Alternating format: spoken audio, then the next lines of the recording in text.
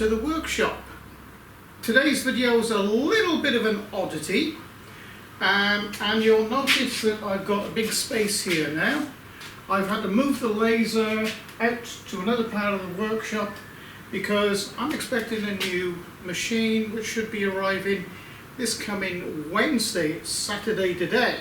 And you'll also notice by the heading of the video, it's about rats or vermin this week, because I found something out that may be very interesting to a lot of you out there.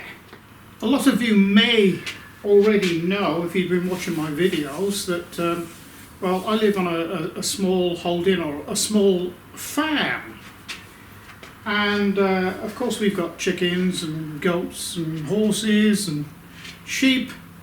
And you know, we store the food. I store the food actually in one corner of the workshop over there.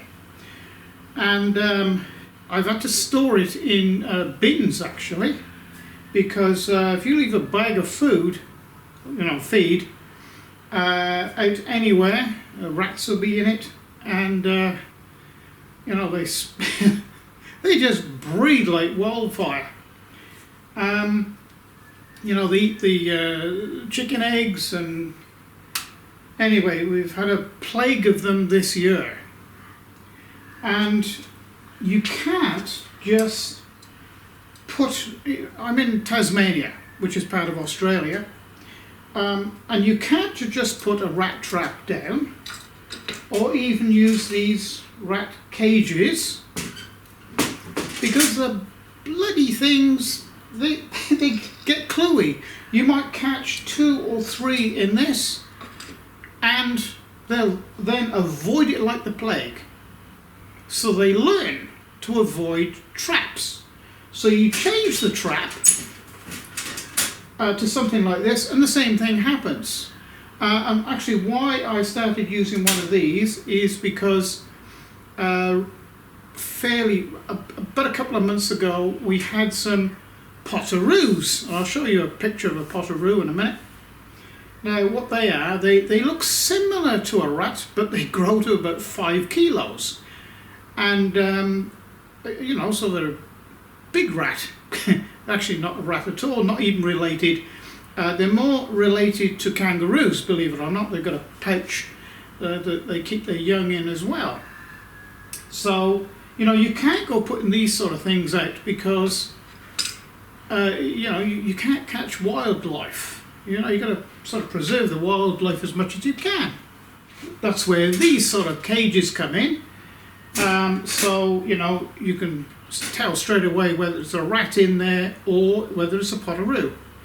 So it got to the stage where all I was catching was potoroos, because they like the food. And what really attracts rats and potoroos is peanut butter, believe it or not, not cheese. So I was talking to a farmer friend of mine, and I'll tell you what he said in his words. So I can hear you say now, well, why don't you use rat bait? You know, rat sack or something like that. Well, we've got cats and we've got dogs. So killing the rats with rat sack or rat bait isn't a problem. But, you know, we've got chickens as well. So the chickens can get at the rat bait, because we've got a few of them that's roaming around loose. Not only that, if the rats eat the bait, they go somewhere for water, and then they'll crawl away and die, and they can die anywhere. So if a dog picks it up and eats the rat, or a cat picks it up and eats it, you're going to kill your pets. So you just can't use it. And I hope to God none of my neighbours, although they're quite far away, use any sort of bait like that, because it will kill, you know, your neighbours' pets. Because you just can't stop a dog or a cat going for a rat, even if it is dead. So I was speaking to a farmer friend of mine that I've known for years, actually, probably 20 years, and this is what he told me, and it's brilliant, and it absolutely works, because I'm using it now.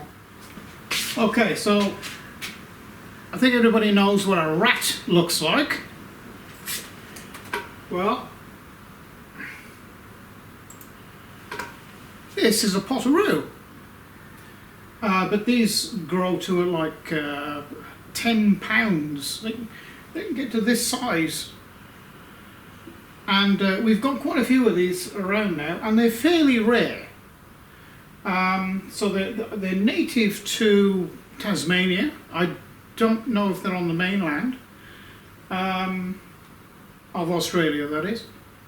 So you know, you've got to try and save these poor little things as well. Okay, so potaroo. So let's go back to the nasty rat.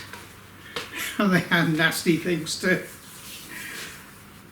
Okay, so I was speaking to a friend of mine, a farmer friend of mine, and I will tell you in his word. I won't use the exact words he said, but I'll tell you in his words. And he said to me, he said, you're using absolutely the wrong thing. He said, that's all commercial stuff, he said, to make you buy traps. He said, rats are far more intelligent than that. Well, I know, I found that out. He said, what he actually said was, he said, they're like Russians, he said. Dirty, greedy pigs, he said, you've got to get rid of them. He said, and the only sure way to do it, he said, is entice them with something that they just can't resist. So I said, okay, what's that then? He said, well, he said, you know, this is fairly blunt. He said, well, what you don't know, he said, rats don't fart. Beg your pardon? He said, rats don't have a mechanism to fart. Oh, okay, so how does that help me? He said, so you give them something that they can't resist in eating, he said, but rapidly builds up gas inside their intestine. He said their intestine swells up and explodes and end of the rat. He said, and it doesn't matter then if your dog comes along or your cat comes along and eats the rat because they can fart. Okay. Well, I'm not sure. At that time, I really wasn't sure whether he was pulling my leg, you know, or what. So, anyway, I took his advice and I've done it. And I've been doing it now for the last month, and there's been a noticeable decline in the rat population, which I'm so pleased about. So I'll show you what it is. I'll take you over to the bench over there so I can show you a little bit better. So I don't know whether you can see inside there. Yes, you probably can. So a powdered mixture. And what that is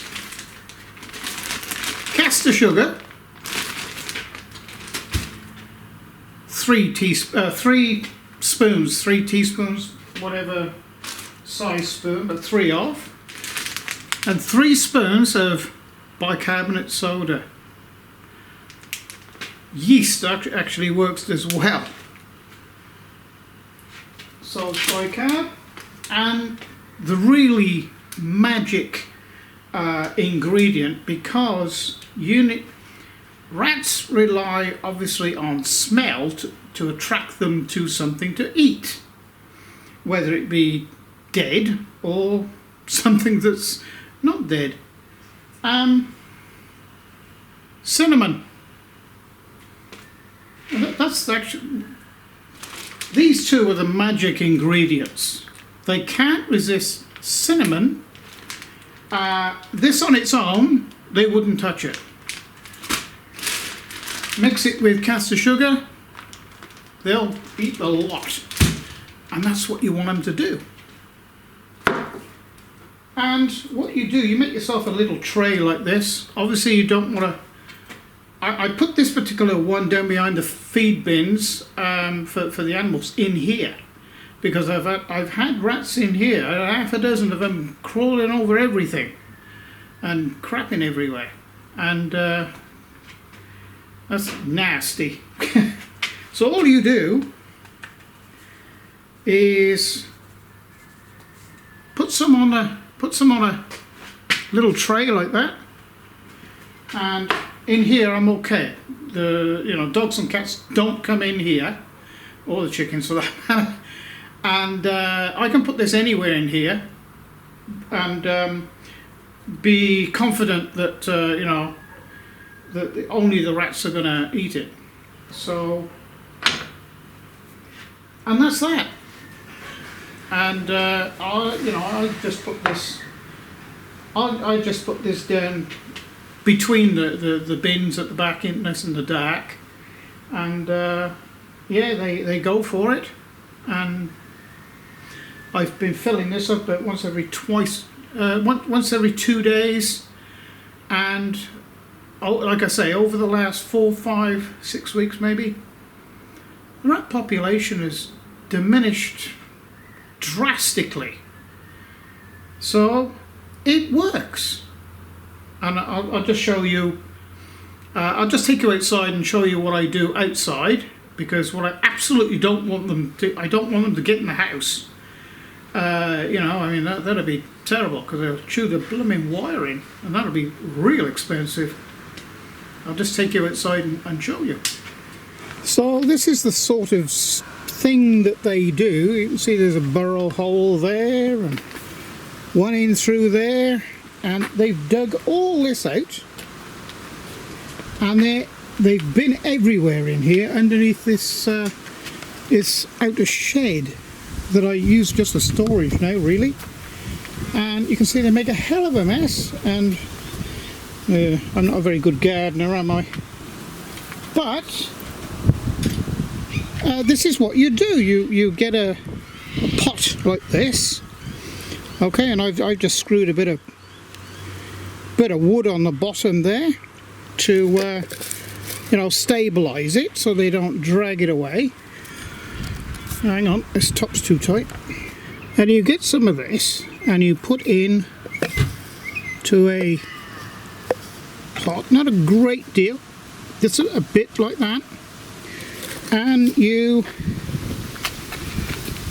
let me see, where am I going to put it? In here. You stuff it into an area like that, so they can get in at it, okay. They can squeeze into a very tight spot, actually, and eat it up to their heart's content.